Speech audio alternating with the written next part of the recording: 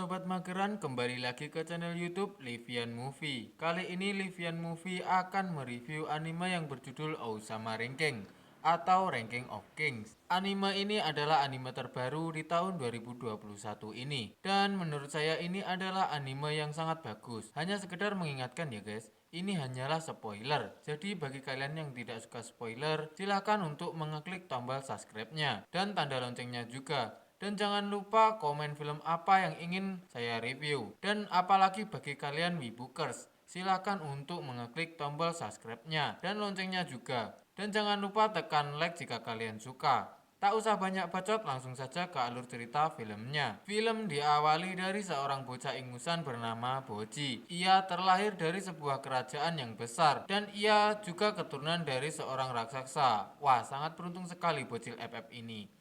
Namun ia juga memiliki kekurangan. Namanya juga anime. Pasti aktor utama memiliki banyak kekurangan. Ia terlahir dengan kondisi tidak bisa mendengar dan tidak bisa berbicara. Dan ia juga memiliki tubuh yang kecil, tidak seperti orang tuanya yang seorang raksasa. Dalam hidupnya, Boji sangatlah menderita karena dengan gelarnya seorang pangeran dan kondisinya yang sangat cacat, seakan-akan ia tak pantas menjadi seorang raja. Namun, sang Boji memiliki ibu yang selalu menyupport dirinya agar menjadi sosok yang kuat. Namun, setelah sang ratu meninggal dunia, Boji sangat terpukul dan ia selalu dikucilkan oleh kerabat dan masyarakat. Ia selalu keluar istana untuk menenangkan dirinya.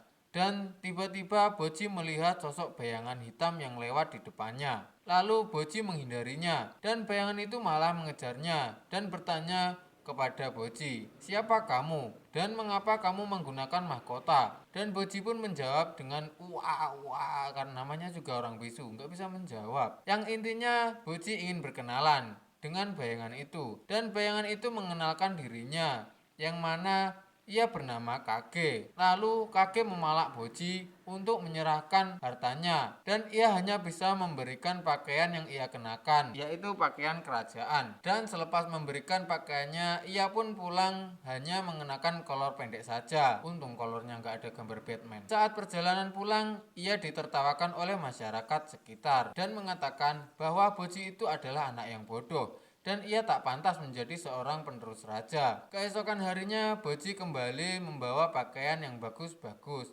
untuk Kage. Dan begitu terus berulang-ulang hingga Kage merasa nyaman. Selepas Kage menerima baju pemberian Boji, ia mencoba untuk mengikuti Boji pulang ke istana. Di saat perjalanan pulang, Kage melihat Boji diolok-olok oleh masyarakat. Dan yang membuat Kage merasa marah di saat anak-anak berandal itu mengatakan bahwa Boji itu anak bodoh dan tuli dan bisu. Setelah Boji sampai ke istana, ia disambut dengan ibu ratu atau ibu tirinya, dan Boji pun dimarahi hingga sang ratu mengatakan bahwa Boji tidak pantas menjadi seorang raja. Yang tak diketahui oleh sang ratu adalah bahwa Boji paham akan gerak bibir lawan bicaranya. Setelah Boji memasuki kamarnya, Kage melihat Boji menangis dan ia menyadari bahwa Boji adalah anak yang malang. Lalu Boji pergi ke istana untuk menemui sang raja. Setelah bertemu dengan sang raja, ia diceritakan tentang masa lalu sang raja. Raja dulu adalah sosok yang kuat.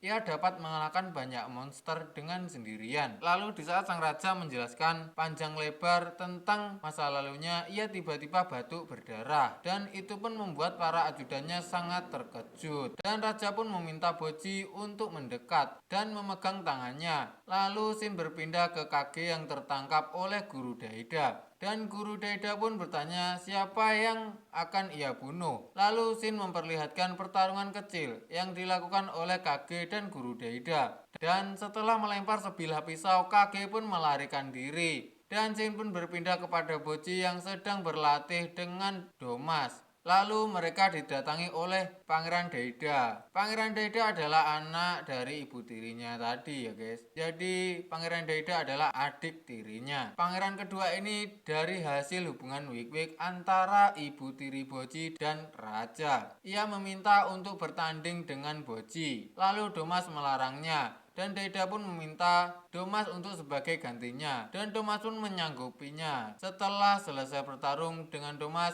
Boji pun meminta untuk bertanding dengan Daida. tanpa disengaja dan amat sangat mencengangkan.